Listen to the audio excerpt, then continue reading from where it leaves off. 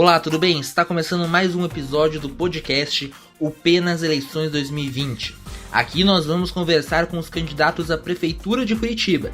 O formato é bem simples. O candidato tem 2 minutos para apresentação e considerações iniciais. Depois disso, vem a entrevista, que vai durar 20 minutos, contados a partir da primeira pergunta, e encerra com mais 2 minutos para que o candidato possa se despedir e pedir o voto dos ouvintes. As entrevistas foram realizadas entre os dias 12 e 23 de outubro e a ordem de exibição foi definida por sorteio.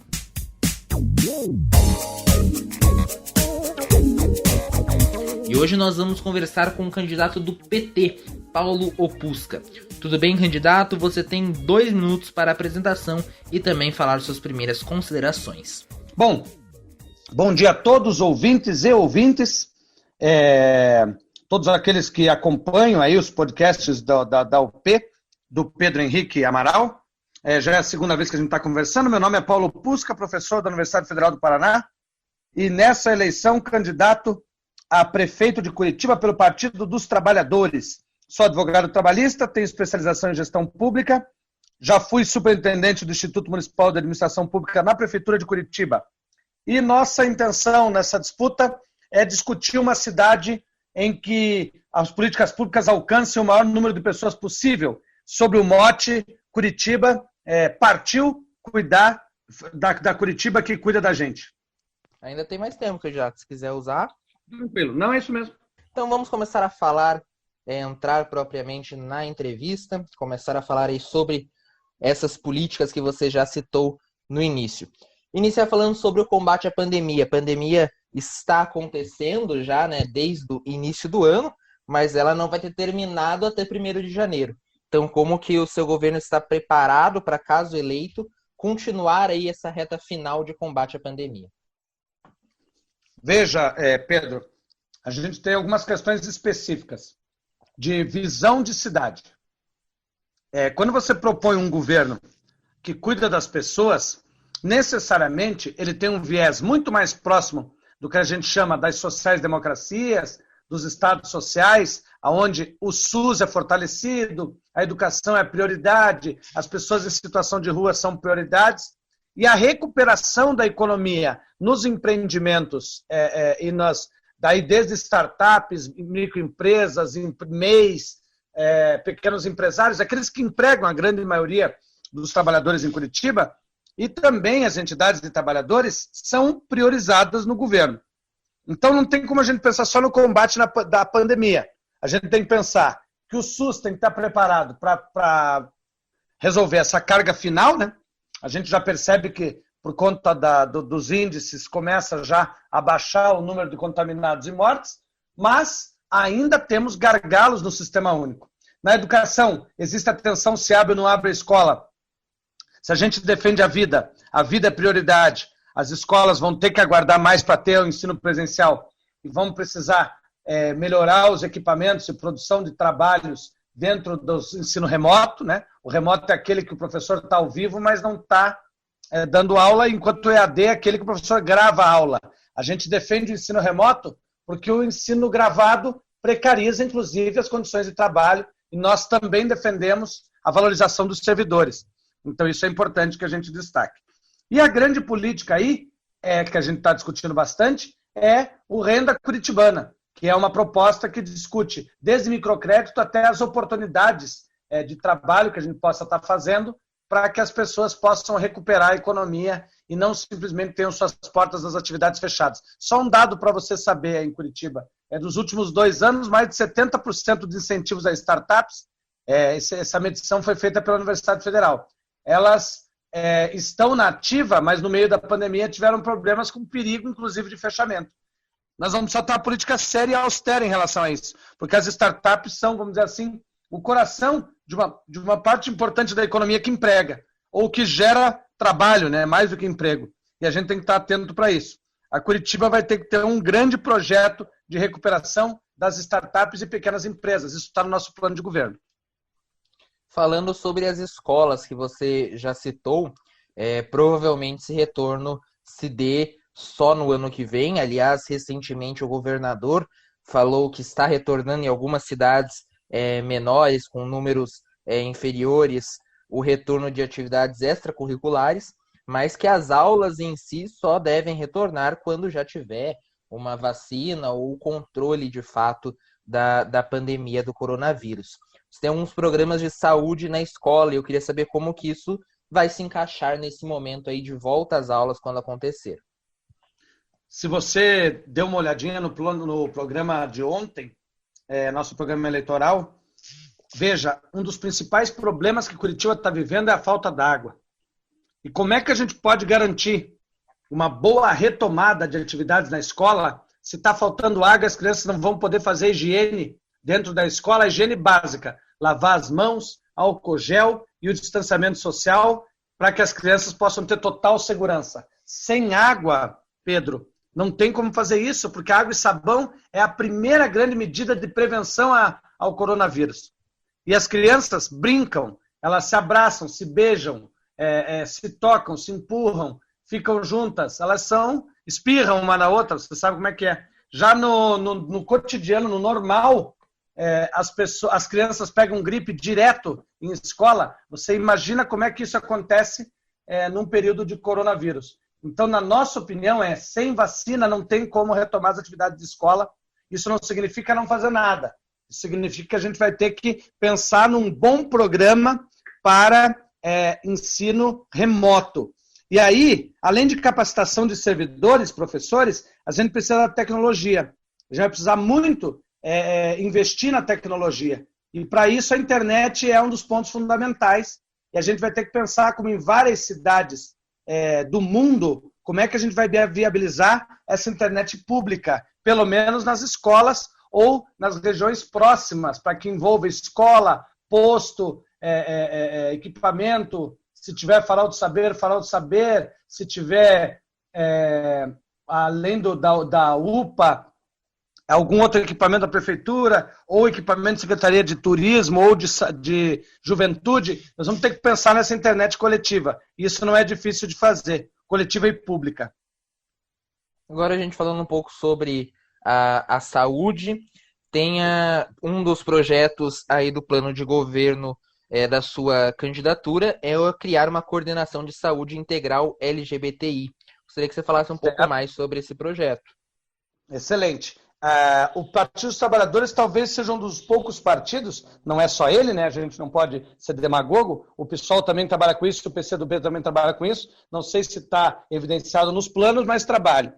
Faz parte daquelas pautas que a gente chama de pautas identitárias. Mas tem uma questão específica que é a seguinte: existem uma série de situações que trazem a necessidade de um tratamento diferente na comunidade LGBTI QI+. O QI+, também é polêmico porque o QI+, ele é aceito por parte do movimento, tem uma certa resistência em relação à outra parte, e o nosso movimento acabou ficando com o LGBTI. No LGBTI, você tem uma série de necessidades que precisam de todo um cuidado médico especial quando é essa a demanda que você estabelece. As cidades civilizadas e modernas, elas têm essa discussão. Vai desde um apoio à questão da violência, passa pela possibilidade de cuidado em relação a questões específicas e especiais, passa por outras cirurgias que precisam ser realizadas pelo SUS e passam provavelmente pelo diagnóstico na unidade de pronto atendimento e o encaminhamento para o hospital, aí vai para uma série de coisas. A Federal do Paraná também é pioneira nesse tratamento, desde cirurgia, passando por outras necessidades. Nosso plano de governo prevê toda essa política de atendimento e atenção específica, que vai desde a básica até a mais complexa, nessa comunidade, nessa estratificação. O plano de governo do PT, que foi estruturado por vocês, ele fala muito sobre um governo social. E isso em todas as conversas, até no debate que teve há um tempo atrás da Band, foi muito falado isso por você. A necessidade de se pensar em um governo social e discutir isso. Eu gostaria de saber, na prática, o que vai mudar para a população esse governo social. Veja, quando você fala de um governo social, Pedro, você está falando de um governo em que eu tenho o interesse público e comum como prioridade, não é isso? Assim como todo e qualquer Estado, mas ele é protagonizado pelas pessoas. Ele é protagonizado por defesa do interesse da cidadania e não necessariamente da economia. As decisões tomadas pelo prefeito atual não foram para as pessoas. O Rafael Greca é um prefeito que gosta bastante de Curitiba, mas ele não manifesta ações de proteção às pessoas de Curitiba. Esse repasse dele de 200 milhões para o sistema do transporte coletivo é a grande prova de que a prioridade dele é outra, e não as pessoas. Com 200 milhões, a gente teria feito um belíssimo programa de recuperação de economia das startups e teria reaberto, por exemplo, as unidades de ponto de atendimento que estavam fechadas, ou mesmo os postos de saúde específico, como ele gosta de chamar, o postinho, que tinham problemas durante a pandemia. Enquanto de um lado eu passo 200 milhões para o transporte coletivo, de outro eu privatizo o sistema de saúde. Estado social é aquele no qual as pessoas são prioridade, a prefeitura faz o atendimento básico para aquilo que for pauta do Estado, saúde, segurança, educação, assistência social, e empreende junto com os empreendedores as possibilidades de recuperação da economia, dando liberdade para o pequeno empresário. Então, essa é a característica do social. As pessoas confundem muito, viu? Ainda mais hoje em tempo de fake news, falam muito mal dos estados sociais e confundem com possibilidades de comunismo ou socialismo. Isso no sentido de realmente querer assustar a população de males que, não que eu ache algum mal, um socialismo ou comunismo, mas isso está distante da discussão que nós fazemos, inclusive anotada no plano. Nós estamos falando de um governo no qual a gente busca o protagonismo das pessoas. E o socialismo, também aproveitando já a oportunidade, é pensar num mundo onde a igualdade seja o grande valor. E isso não há mal no que se estabeleça. Mas o Brasil tem uma Constituição Federal que compõe a livre iniciativa e o valor social do trabalho. E qualquer medida diferente disso está fora do projeto constitucional. Ainda nesse debate, entra também a questão, que é o outro foco do seu plano de governo também, as pessoas em situação de vulnerabilidade. E nisso também vai envolver o projeto Moradia Primeiro. Eu gostaria que você falasse um pouco sobre isso. Já que você citou, né, as pessoas em vulnerabilidade, alguns vão chamar de pessoas em situação de rua, no caso daqueles que são os moradores, né, de rua, mas a gente fala em situação de rua porque nenhuma política quer que as pessoas morem na rua, querem que as pessoas possam ter recuperação da sua situação econômica, social, sanitária, inclusive psicológica. Se a gente for olhar essas pessoas e tentar entender por que elas foram parar na rua, uma série de demandas que o próprio sistema econômico acaba gerando e o Estado, a partir de uma política de não prioridade, em alguns casos de descaso, acaba trazendo essa realidade complexa. O Partido dos Trabalhadores, pela primeira vez, apresentou, nos governos Lula e Dilma, um sistema desde cadastro até o encaminhamento de possibilidade de uma renda básica para todos aqueles, no caso de Curitiba, são mais de 120 mil pessoas nessa situação, que precisam ter um destino, desde uma verba, que a gente pode chamar de renda básica, até uma política que possa fazer com que as pessoas ocupem espaços para a vida.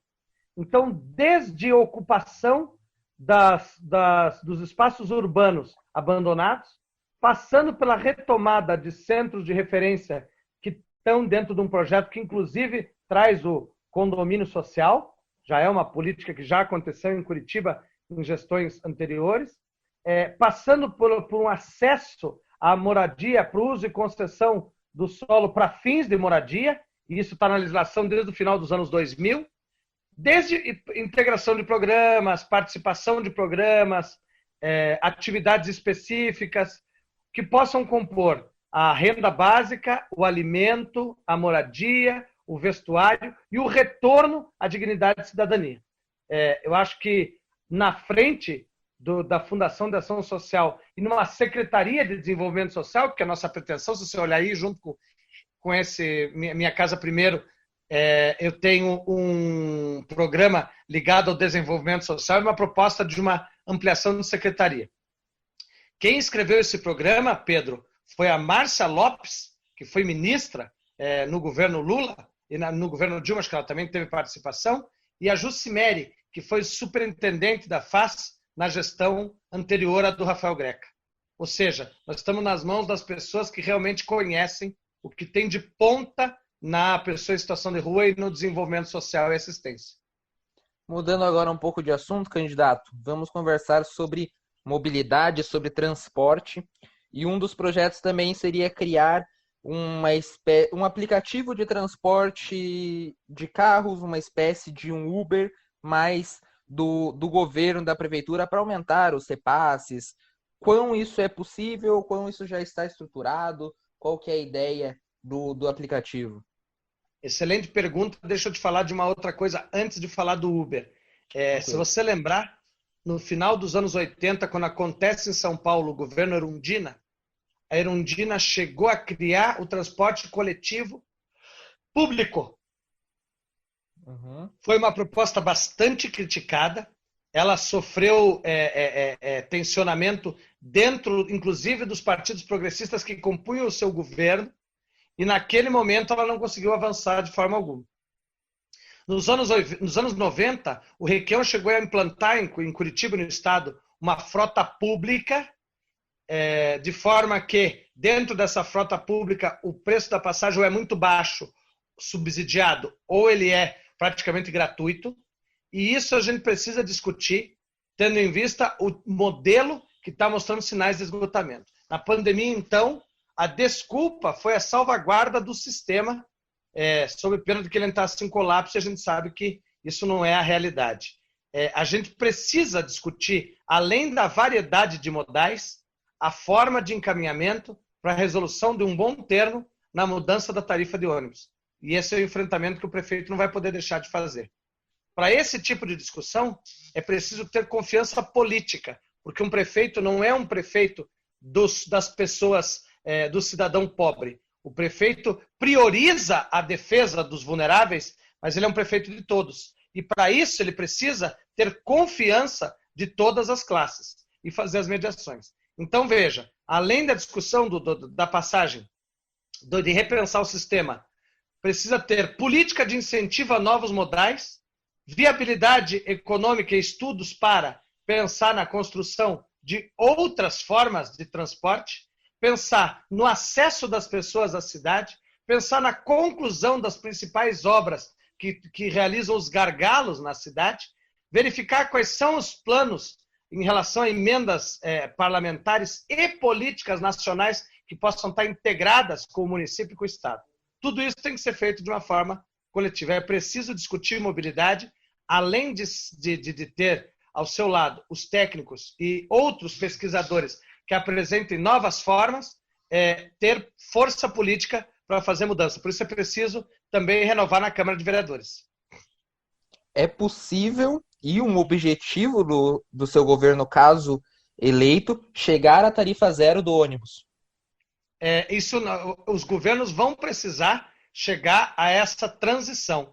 Talvez, Pedro, no nosso governo, ela não aconteça, mas ela comece o processo de desenvolvimento e no terceiro para o quarto ano ela aconteça. Mas isso precisa ser urgentemente discutido e viabilizado. Entendi. Falando sobre agora o plano de carreiras dos educadores, que foi algo Excelente. Que foi tentado atualizar no governo do Gustavo Fruit, que a vice era a Miriam Gonçalves, do PT. Eu participei dessa negociação, Pedro. Eu fui um dos que era membro dos que construiu a negociação com o sindicato desse plano. Professores, tá? Só te corrigindo, porque os educadores tiveram uma mudança na legislação entre 2013 e 2016 e eles passaram todos a se chamarem professores. Ok. Então, no plano de carreira dos professores, que foi tentado ter uma atualização, atualmente é uma grande crítica, aliás, dos profissionais pelo fato de que é praticamente possível você alcançar ali o máximo do plano de carreiras, independente dos seus estudos e evolução na função, e foi congelado daí já no início do governo do Rafael Greca. Gostaria de que você falasse um pouco sobre isso, até se você participou dessa negociação, acho que vai conseguir falar até melhor, sobre também a possibilidade de estar se repensando isso, tirando do congelamento e aí tentando atualizar esse plano. Veja, vou te falar uma coisa. As duas pessoas que mais entendem de valorização do servidor no setor da educação são, por acaso, candidatos a vereadores do PT. O líder do governo Fruit, que viabilizou toda essa negociação, foi o professor Pedro Paulo, e o autor e mediador, relator do Plano Nacional de Educação foi o Ângelo Vaione. Então, você veja, valorizar a educação vai desde o Plano Nacional de Educação, passa pelos fundos como o Fundeb e vem fortemente na valorização do servidor. Professores valorizados na base fazem com que a escola se transforme, Pedro. Os professores, além de você ter uma grande população da cidade que com um salário maior realiza gastos maiores. E realizando gastos maiores movimenta de forma brutal e positiva a economia. Uma escola com professores que são bem remunerados, com crianças que são bem alimentadas, tem todo um comércio em volta completamente aquecido pela economia. E esse comércio aquecido gera riqueza e desenvolvimento local. E isso é fundamental. É um erro achar que os professores ou servidores em geral dos municípios, a maioria dos servidores municipais são professores e profissionais de saúde. E eles não gastam seu dinheiro na Bolsa de Valores. Eles não especulam com dinheiro. Salário de professor e de profissional da saúde volta para a economia como gasto, como consumo, e isso gera força e desenvolvimento regional. Candidato, então encerramos agora o nosso tempo de entrevista. Você tem 2 minutos para se despedir e também deixar sua última mensagem aos nossos ouvintes. Pedro, muito obrigado pelo convite. Admiro muito o seu trabalho. Você é um baita profissional, novo ainda, mas já mostra a sua grande capacidade de especulação, e isso é importante. O jornalista é um especulador. Eu quero gastar meus 2 minutos para fazer um elogio à nossa Universidade Positivo por essas iniciativas e por momentos como esse. Para nós é fundamental que os alunos e as alunas desenvolvam a habilidade do jornalismo num período em que a comunicação é tão maltratada, num período que a gente tem construção de fake news e desvalorização de profissionais da sua área. Só numa campanha como a que eu estou vivendo, a gente consegue entender por dentro o que é um profissional ligado ao som, o que é o trabalho do cinegrafista, o que é o trabalho de um diretor de arte, o que é o trabalho de fotografia, o que é o trabalho do comunicador de rádio, o que é o trabalho do comunicador de TV e aquele que edita, ou seja, toda essa cadeia que eu estou vivendo agora e estou achando fundamental que a gente tenha cada vez mais protegida e desenvolvida. Eu quero gastar meus 2 minutos para falar desse público, para valorizar esse público da comunicação, desde os donos de rádio e emissora, passando pelos profissionais habilitados, jornalistas e todos aqueles que compõem essa cadeia. E dizer que, se vocês querem uma Curitiba que valorize essas atividades, tem que priorizar votar no candidato do PT e nos candidatos do PT a vereador, porque essas pessoas se preocupam com a valorização e a necessidade de liberdade de imprensa, de valorização da comunicação e de fortalecimento de várias, vamos dizer, da pluralidade de informação. A gente nota que as candidaturas fortes, elas não querem que algumas verdades sejam ditas. E a gente precisa aprender a viver dentro dessa realidade. Muito obrigado, Pedro, pela oportunidade mais uma vez. Estamos chegando ao final de mais uma edição do podcast O P nas Eleições 2020. Apresentação, Pedro Talim. Produção, Samar Mourad. Trabalhos técnicos, André Ambonati. Professora orientadora, Sandra Nodari. E coordenadora do curso de jornalismo da Universidade Positivo, Maria Zaclis Veiga. Muito obrigado a você que nos acompanhou até aqui e até a próxima.